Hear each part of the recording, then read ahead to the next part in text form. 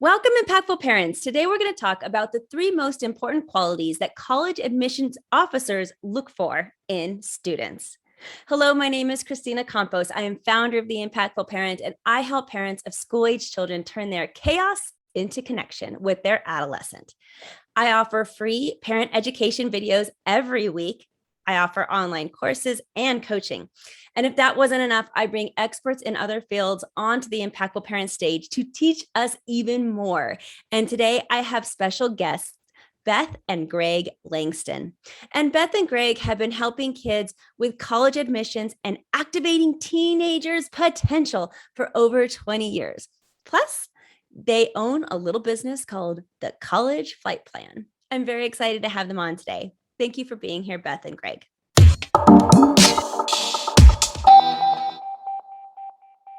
Well, thanks for having us. Hi, Christina. Pleasure to be here. I am excited to get started. This is the perfect time because we have so many high school students trying to do those college applications. So when do students really need to get started on preparing for that college application process? Oh, that's always a good question. Sooner than they think is what I found over the years. We start working on the personal statement. You can start that at the end of junior year because we know what it's going to be. We know it's 650 words. The prompts rarely change. And so, and if they do, you have 7 to choose from. So usually we try to get that out. That's always the first thing we work on.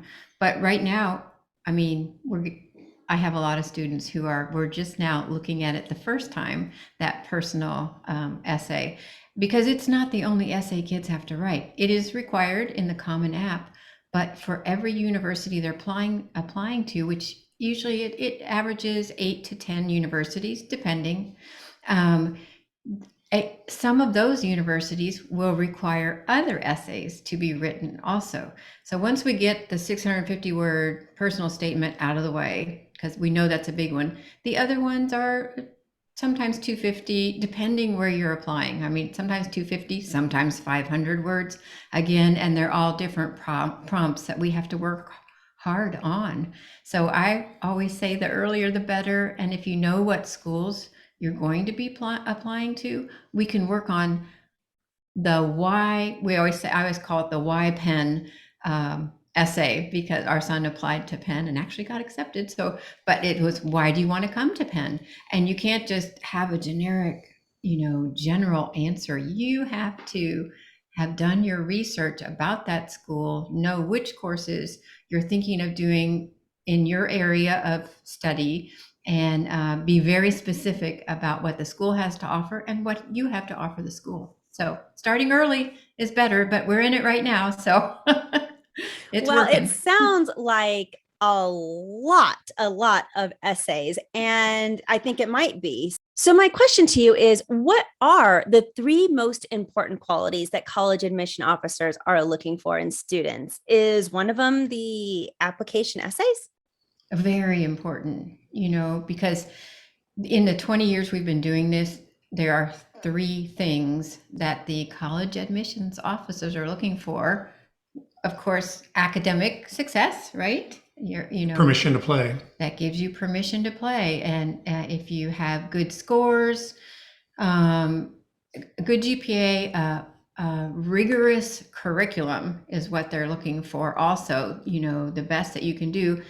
And seeking outside courses. This is also very important, which I know, seniors now are filling in this whole application. So, but this is to parents who have seniors in the future, that taking outside courses are key. They love to see that kind of stuff that teaches you about what you're interested in. It doesn't have to be just school courses.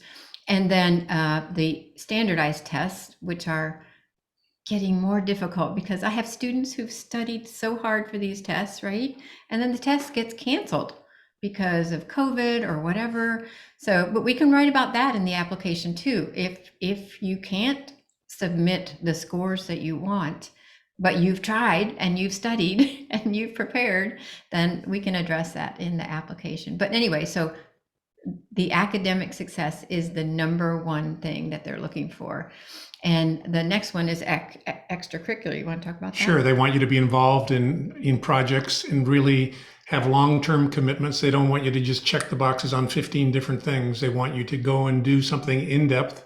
They really appreciate an entrepreneurial commitment.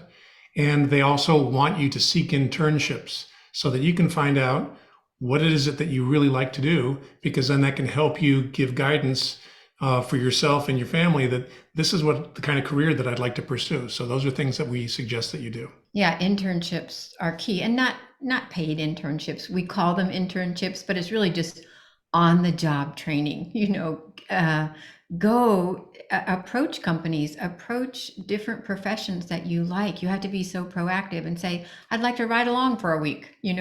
Our son, Brad, thought his whole life that he was going to be in the medical field.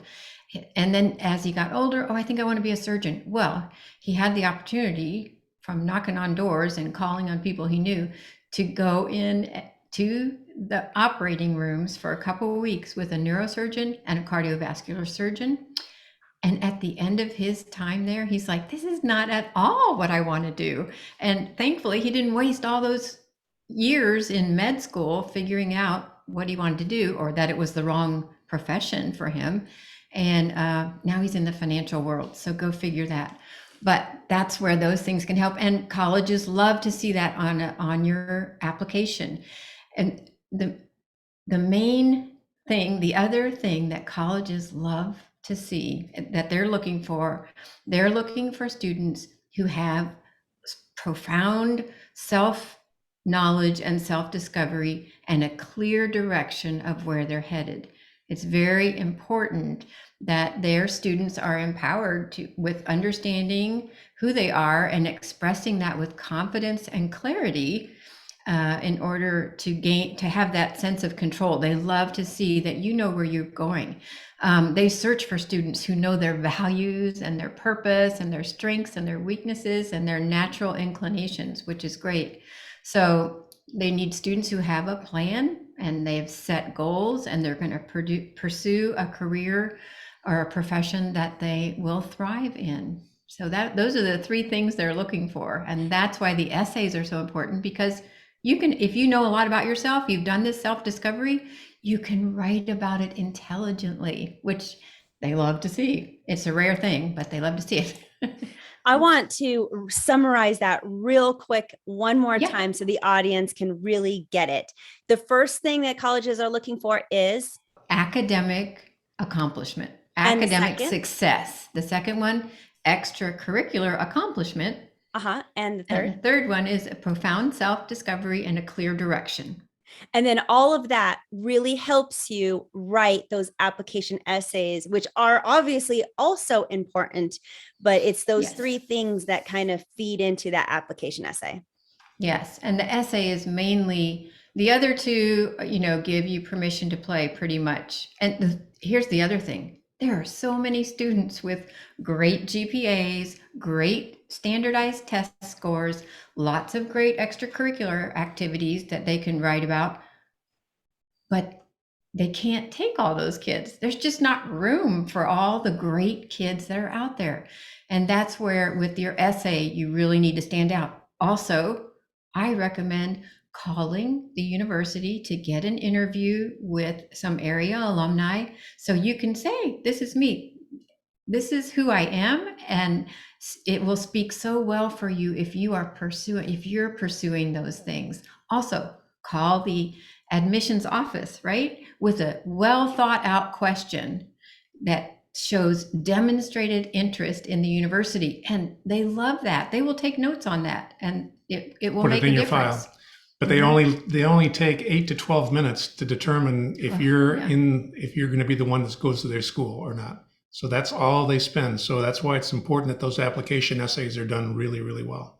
Wow. This is so important to know because, like you said, you want your child to stand out.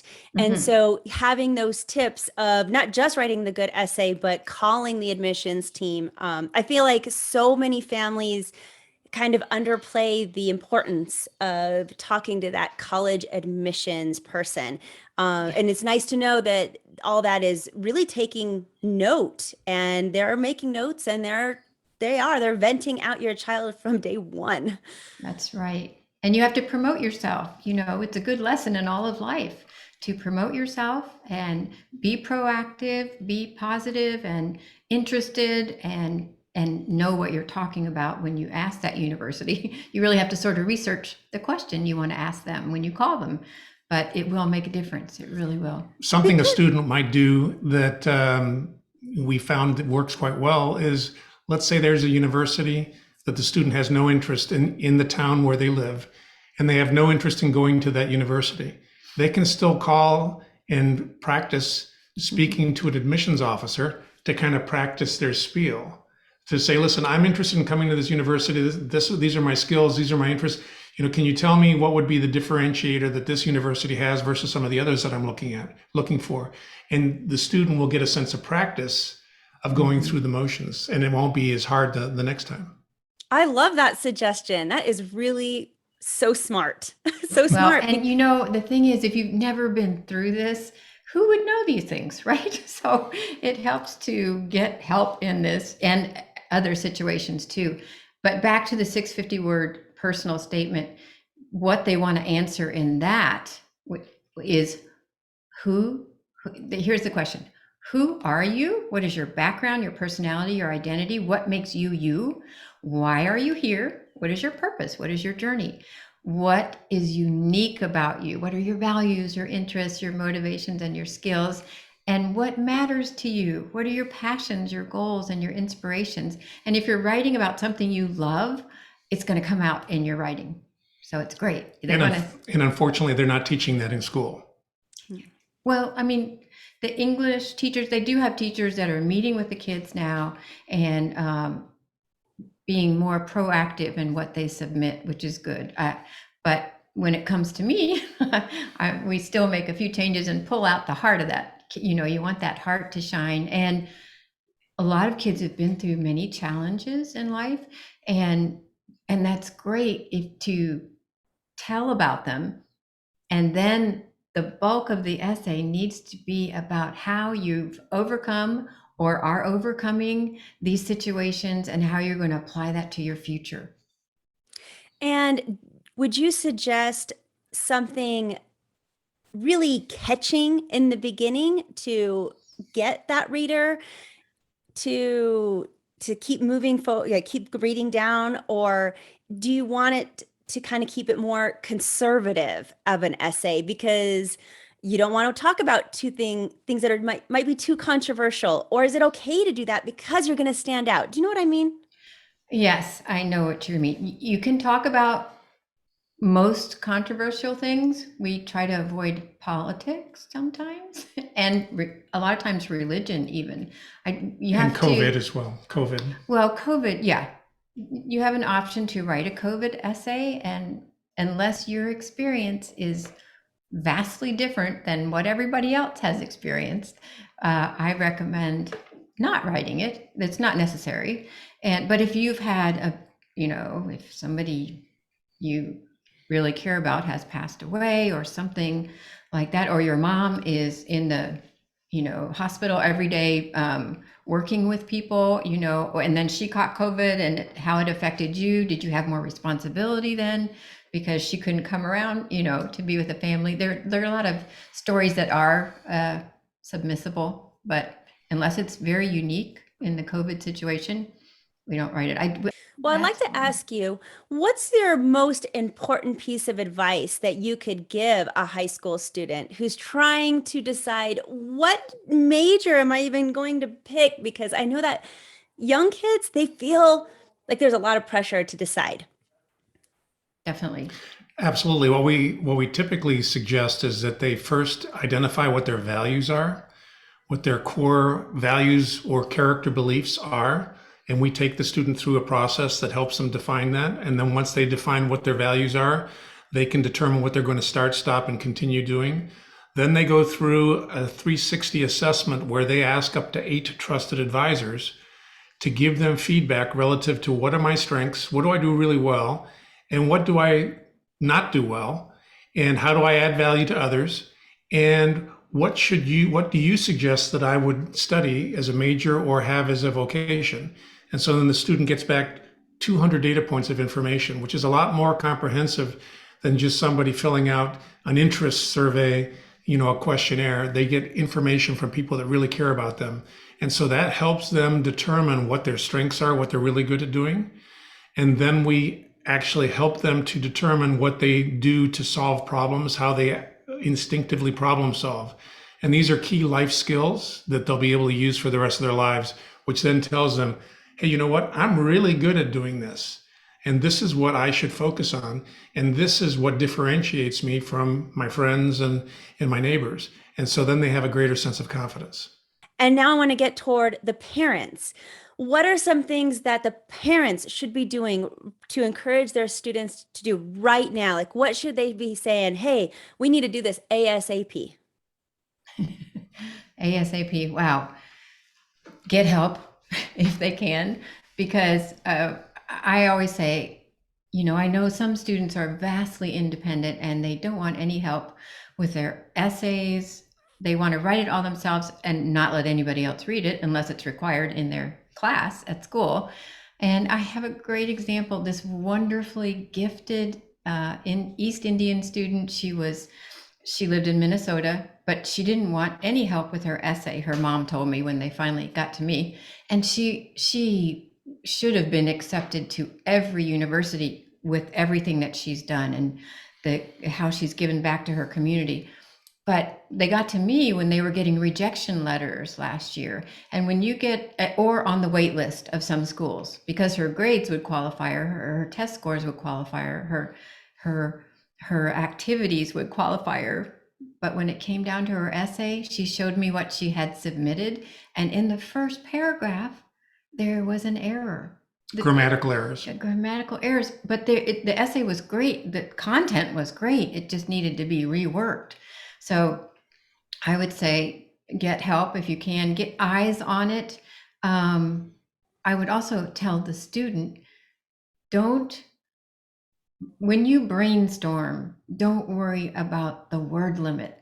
You have to just let it flow. You cannot worry about how long it is while you're brainstorming. You just can't work with those parts of your brain. Those two parts don't work together. Just let it flow, and then you can go back and cut it down. But I believe, and what I've seen with my students, is that the brainstorming is more difficult than writing the essay sometimes, just coming up with those ideas. And that's why I have an ebook on our site that walks them through the process, and it walks through the brainstorming process, and the suggestions are given, because it's hard to think about that. But when you give ideas and then they write down, oh yeah, that, oh yeah, that. And then, so at the end of that process, they have all these ideas about what to write about, and they save them all, because this isn't the only essay you're going to have to write.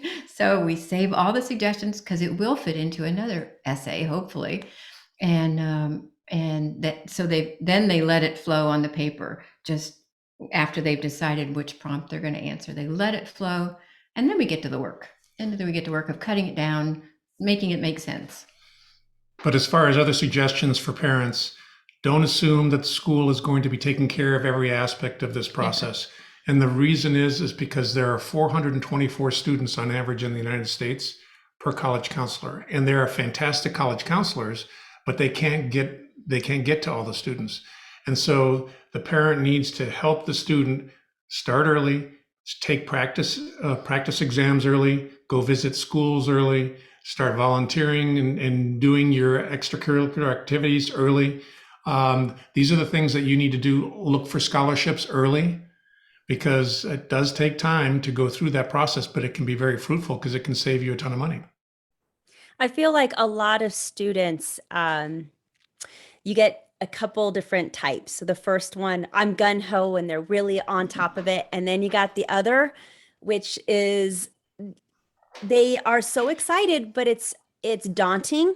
It's scary. And so what do? They avoid, or they procrastinate, because it's so daunting. It's such a huge, not only important decisions and life-changing decisions, but Yes. also there's a lot of things to do.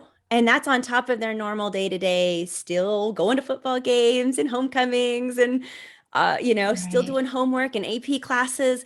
And now they got all of this college stuff on top of it. Um, Hmm. is there any suggestions that you have for those parents that are struggling with keep nudging that kid that's like, come on, we need to start doing this application process? Yes, and if you can come alongside and help, because they do have so much to do.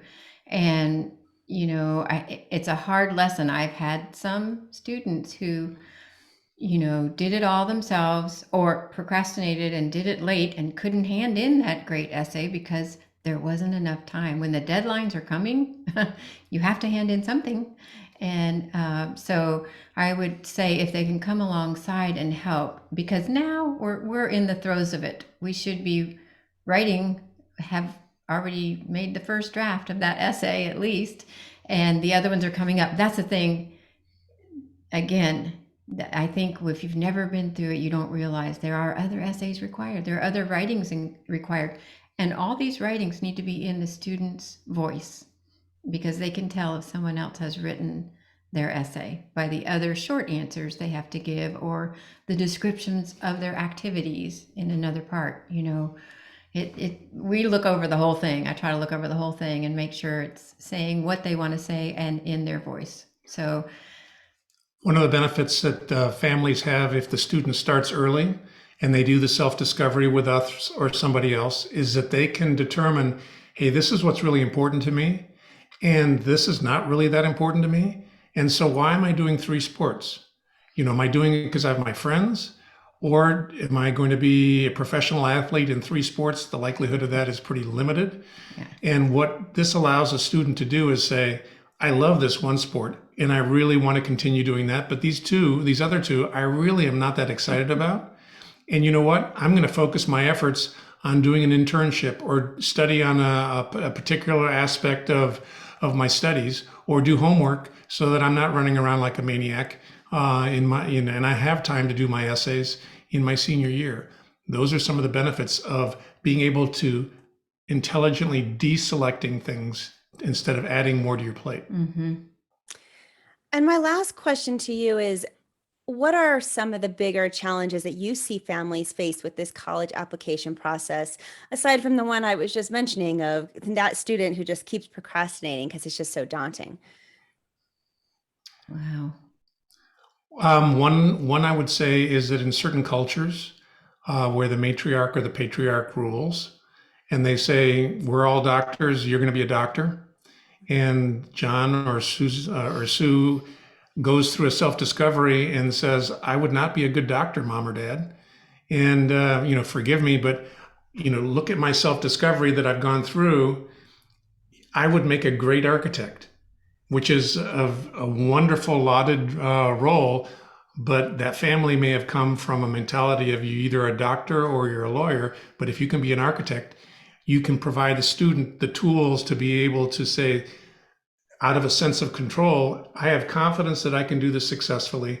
I can make a great living. I'll be passionate about it. I'll love doing that.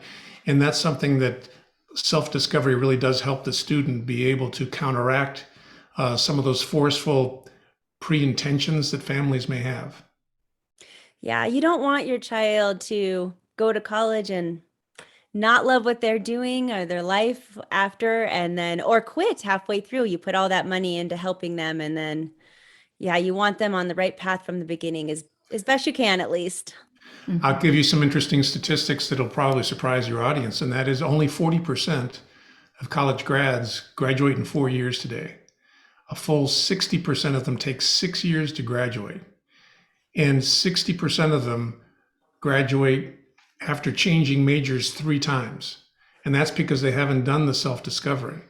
And if you figure a school costs between, on the low end, $40,000 and on the high end, $80,000, and you're there for an extra 2 years, that's an extra $80,000 to $160,000 worth of debt that the student's going to have.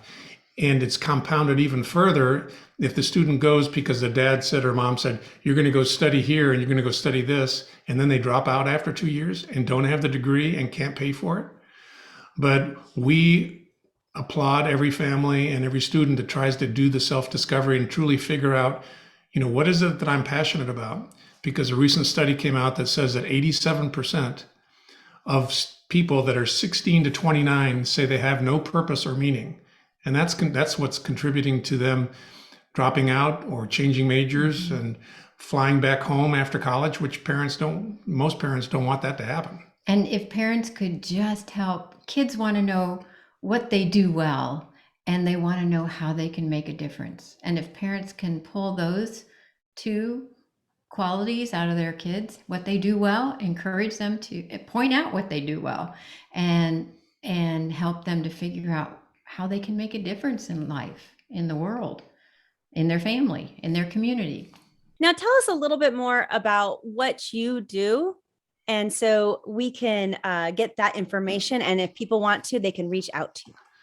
Sure. We have, on the one hand, we'd have a self-discovery process, which is a 3-step process that goes through discovery. Then you determine what you do with that discovery, and then you direct it. That's about a 12-hour program that takes the student from beginning to end. It's not all in one sitting, but it provides them the information that they need to be able to say at the end of the program, rather than have a parent say, so what did you learn in that program?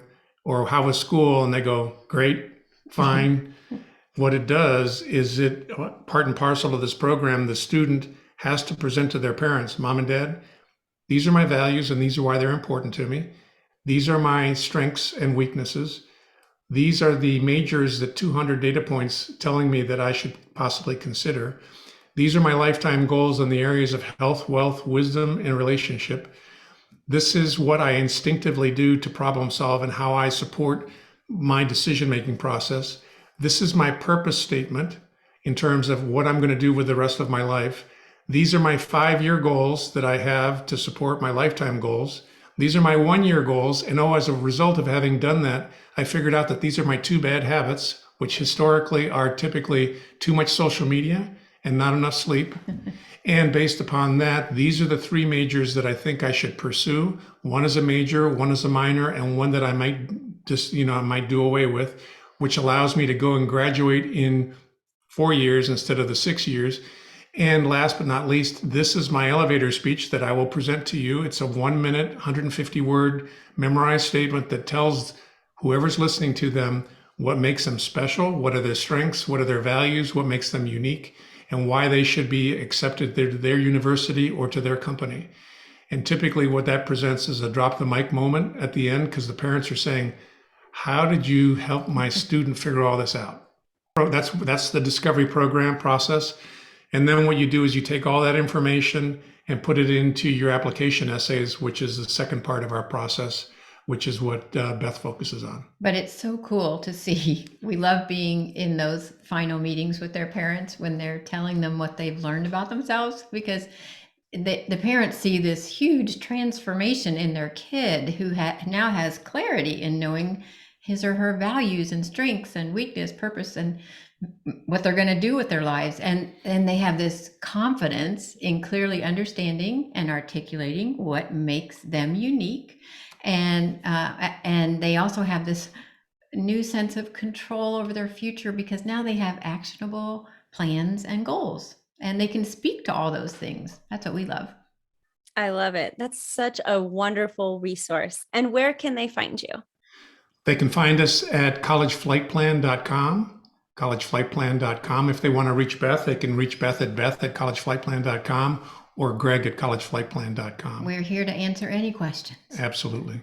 And for your audience, we put together a parent starter kit to teen self-discovery, which includes a lot of information, key statistics, some of what we've talked about today, the 5 early actions that they should take, some free assessment information, ACT, SAT information, scholarship information. I am really excited that we had you on today. It's so valuable. Well, thanks for It's our having us. pleasure. We appreciate you.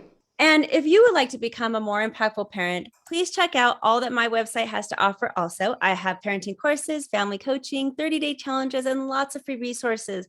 But until next time, you got this, parents. We're just here to help. Thank you for watching today. Remember to subscribe and share this video with a friend. And don't forget, the YouTube channel is an extension of the Impactful Parent community. Go to theimpactfulparent.com and sign up for a 30-day challenge. Browse the free resources or register for the weekly newsletter so that you don't miss a parenting tip that could help you and your family.